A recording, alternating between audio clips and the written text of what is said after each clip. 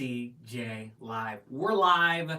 It's a big weekend, as expected, for the theaters, for the box office. A gigantic Memorial Day weekend, record breaking in a number of ways, a number of factors. You have two big top movies, and then some other films actually did pretty well alongside them in the theaters this weekend.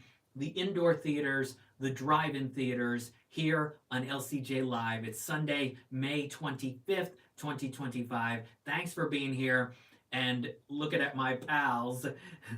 Elvis Stitch, Red Outfit, Alien Stitch, and Disney special Mickey standee Stitch. He's got his name right there. I've had a lot of Stitch things over the years because Lilo and Stitch, came out in 2002 when I was pretty young. And as I've mentioned here on LCJ Live, I remember that marketing campaign was huge.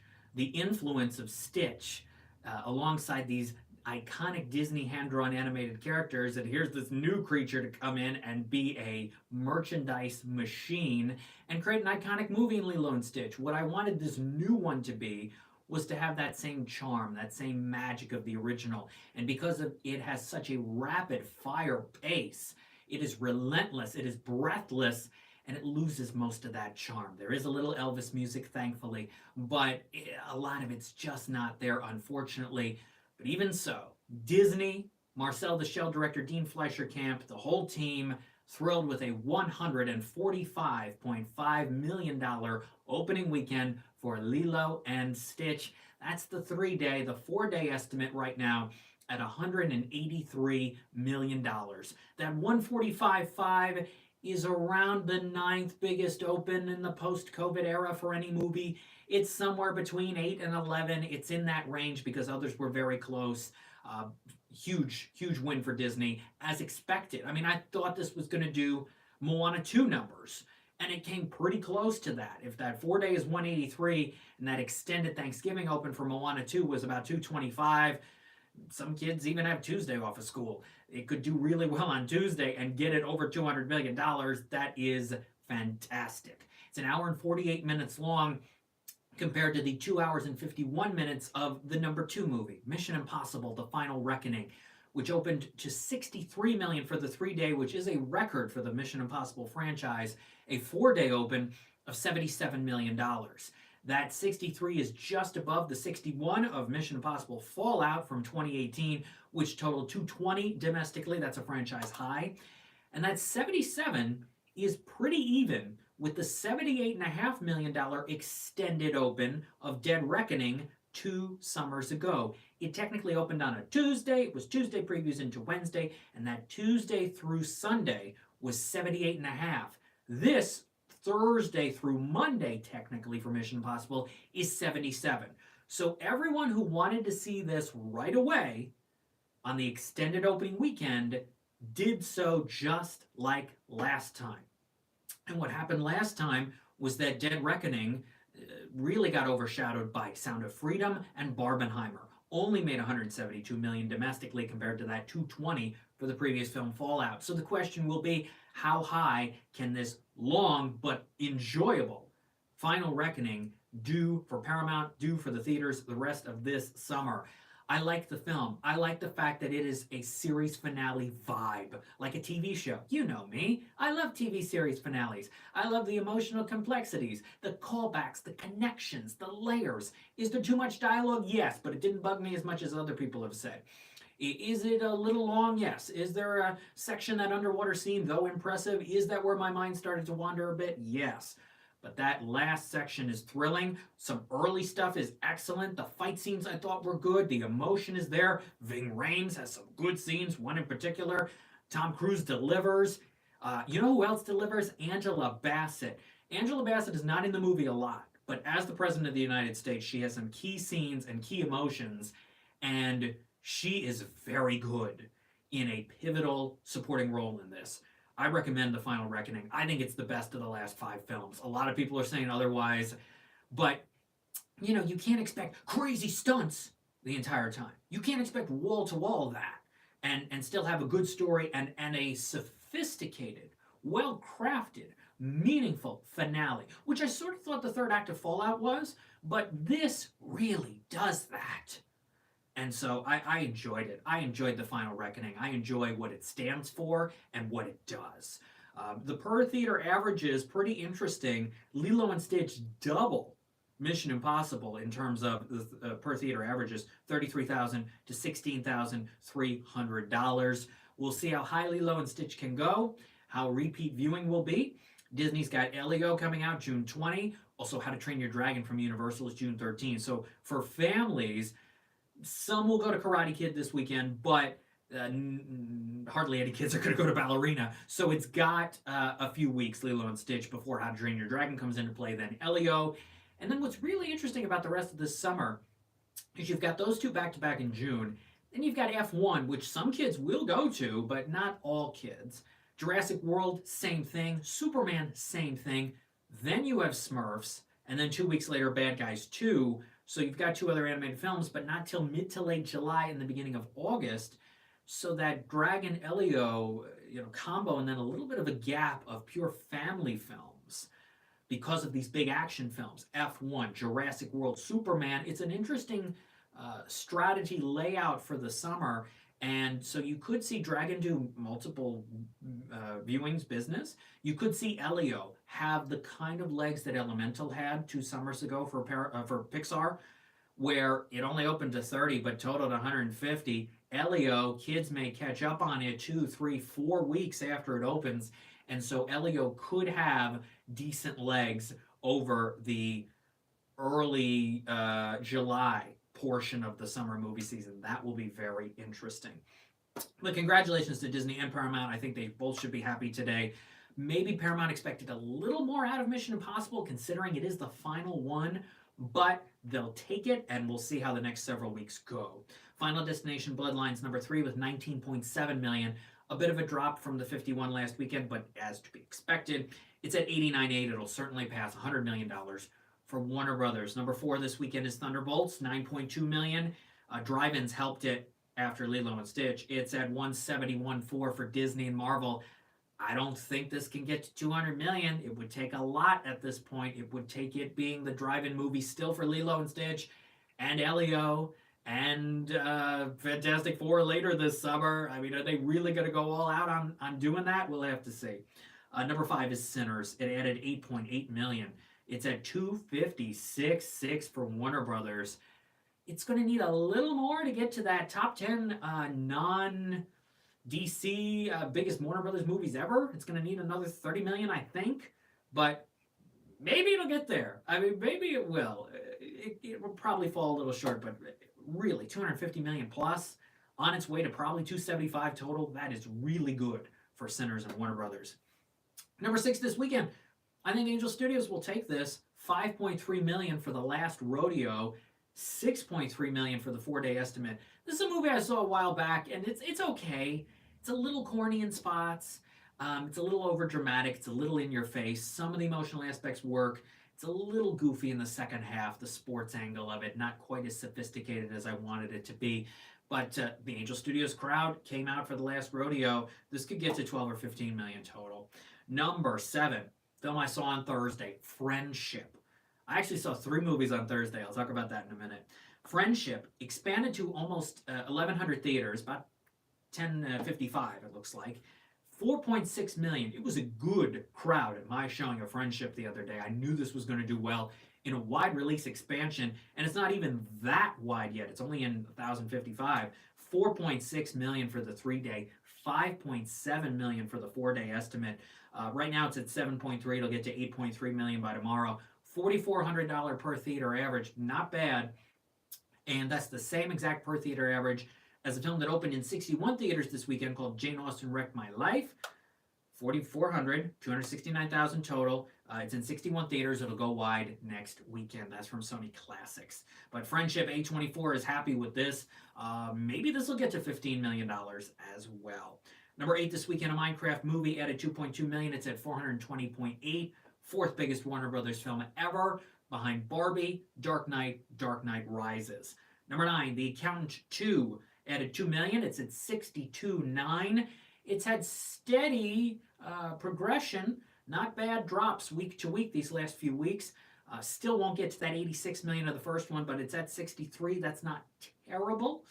It is the seventh biggest Amazon MGM release since the modern era of the Amazon MGM studio, 2018.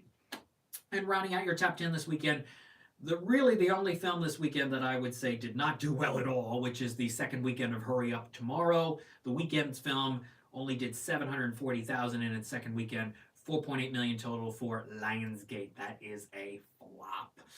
All right, I saw three movies, as I mentioned. I saw three movies on Thursday. I saw Lilo and Stitch first. I saw Friendship second, and I liked it a little more than Lilo and Stitch, but not by much. The problems I have with Friendship are it's this very obvious, talk about it in your face, silly, goofy, what are we doing comedy. And it reminds me a lot of an Adam McKay movie, and I like some of Adam McKay's films more than others, his comedies, his dramas, his dramedies, but it's really this kind of loud humor. The Anchorman vibes are absolutely there. Paul Rudd's character's a weatherman. He sings some songs with his buddies. He has this, instead of stay classy, it's stay curious. So there's definitely some companion elements to Anchorman some 20 years later. But also just the tone, the vibe, what it was going for, what the characters are doing, random stuff. There's a dream sequence involving Subway. I mean, it's just completely random. And there were some people at my showing laughing, and there were some people that are like, what is this? What is happening here? What was the point? I also thought there would be more layers to the story and more commentary on friendships, especially male friendships, which I think was one of the points of this. It was trying to make a point, but I didn't really see too much of a deep point to it. And some of you may come back and say, oh, why can't they just make silly comedies anymore? Well, make it funny. Make the one-liners funny. Don't have your actors overemphasize every single line of dialogue just to think it's funnier that way. That's a problem early in this movie and throughout this movie. So I didn't love Friendship just a little bit better than Lilo and Stitch. And then third was Mission Impossible. So quite a day at the theater seeing these, and maybe I'll do another triple header at some point this summer. It's been a while since I've seen three movies in one day, but there you go. Coming out this week in the theaters, Karate Kid Legends. I don't anticipate it's going to be number one next weekend against week 2 of Lilo and Stitch, unless it's a huge drop for that. But the interesting thing about Karate Kid Legends, it's barely over an hour and a half long. So theaters are going to get a lot of showings of this in. The 2010 movie, which was 2 hours and 20 minutes, did very well. So maybe it'll be a decent battle, though I still think Lilo and Stitch will be number one next weekend. Also, A24 has the horror film Bring Her Back with Sally Hawkins. This is from the directors of Talk to Me, and it's getting a lot of buzz, getting a lot of attention. Talk to Me opened to 10 million, totaled 48 for A24 2 summers ago. So this could have the same kind of impact or an even bigger open, since the diehard A24 horror fans know, hey, it's the directors that Talk to Me. I got to see this right away. And a smaller horror thriller film called Tornado. And then, in limited release, is Wes Anderson's new film, The Phoenician, wide on June 6th, up against the limited debut of The Life of Chuck and the wide release of Ballerina. But The Phoenician scheme opens in a handful of theaters this weekend coming up. And you know Wes Anderson, you know what he's going to do in terms of style and visuals, and also in terms of opening weekends at the box office. It's going to have a strong limited open, without question. A very strong limited open. Will it be enough to put it in the top 10 for the box office? Well, your number 10 movie, Hurry Up Tomorrow, won't be back in. Minecraft and Accountant 2, you've got the two new movies in Karate Kid and Bring Her Back. They'll get in. One of the two, Minecraft and Accountant, can stay, but if they drop 50% $1 million, if Phoenician Scheme can somehow get more than $1 million, could it end up in the top 10 in just a handful of theaters? Maybe. We could have Wes Anderson with a top 10 debut again in just a handful of theaters. So that will be very interesting to take a look at. Pete Crooks has seen these two movies, Bring Her Back, awesome, scary setting, and Phoenician Scheme, quite good. I have seen a couple films in advance. I've actually seen two movies I cannot talk about, and then I've seen two movies I can talk about. The two I can mention are an animated film called Into the Wonder Woods, which is on VOD on June 24, which is terrific. It is charming. It's a French animated film that is really funny. It's one of the funniest films I've seen in a long time, but also sweet. And then last night I watched the new Sally Ride documentary called Sally, which is on Nat Geo June 16, Disney Plus Hulu June 17. It's a good documentary. I have some issues with the storytelling of it, and selections of clips and tone and focus, and some sections they could have expanded upon and cut back on things. But if you know the life story of Sally Ride, or you don't know the life story of Sally Ride, you learn a lot if you don't know her story. How important of a figure she was, and the secrets she kept, and the life she was living, and the emotional nature and the fragility of it all, and how the media treated her in preparation for her flight and being the first American woman in space. There are some moments in this that are just shocking, and some of the footage and how she handled it all. The biggest thing I think you learn out of all this is how tough of a person she was, and she did not care what she said to people. So you get a lot out of Sally. I don't love it as a complete package documentary. There are a lot of good aspects of it and some stuff that didn't quite work for me. I'll have more thoughts on it ahead of its June 16 Nat Geo debut. And then there's more things happening this week. Saturday night on HBO is the premiere of a new movie called Mountainhead from the makers of Succession. Creator Jesse Armstrong wrote and directed this. Steve Carell's in it, a few other people. Mountainhead, Saturday night at 8 p.m. on HBO. And then also this week, I've got a few notes here on some things. Lulu is a rhinoceros. You can get my animationscoop.com Q&A and LCJ Q&A podcast episode with Jason and Allison Flom, the creators of this new Apple TV Plus animated special, which premieres this Friday, May 30th, Apple TV Plus. It's very nice, and it's a great conversation with them, so check that out. Also, Wednesday, I will have a new Animation Scoop Q&A, video clips, podcast episode with the people behind a certain animated television show that is returning, but I can't say what it is. I cannot say what it is until Wednesday, so you're going to find out Wednesday what it is. And then on Thursday, it's the Spelling Bee on Ion. I always like to watch the Spelling Bee every year. And then Friday, this Friday night, May 30, Lester Holt says goodbye on the NBC Nightly News. After a decade at that anchor desk, he was a weekend anchor as well for 7 years prior. I met Lester at the Today Show, the Weekend Today Show. 2010 was the first time. Visiting that show a few more times over the next couple of years with him and the great Jenna Wolfe. And I wish Lester all the best. He's going to stay at Dateline in the NBC family, but congratulations, Lester, on your run as the anchor of the NBC Nightly News. Friday night will be his final show. Deborah Norville just left Inside Edition this past week. She has a new game show called The Perfect Line, which is going into syndication this fall. All right, I'll be seeing Karate Kid Legends later this week. You'll get my thoughts on that. More new movies coming at you soon. Those interviews and more. Go to lights-camera-jackson.com. Animationscoop.com. LCJ.podbean.com, TooFast2Films.com. Mike Sargent and I are going to record a new episode soon. We've both seen Lilo and Stitch and Mission Impossible. I think he's got some different takes on them than I do, so that'll be an interesting back and forth. We'll record that soon. X at LCJ Reviews, Instagram at LightsCamJackson. Subscribe to the YouTube channel.